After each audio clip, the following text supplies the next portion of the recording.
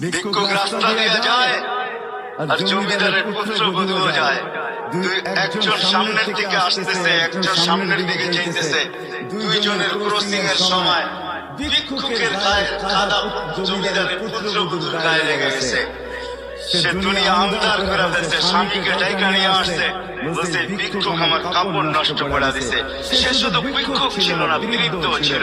বৃদ্ধ ছিল না শুধু, জীর্ণ ছিল, শীর্ণ ছিল।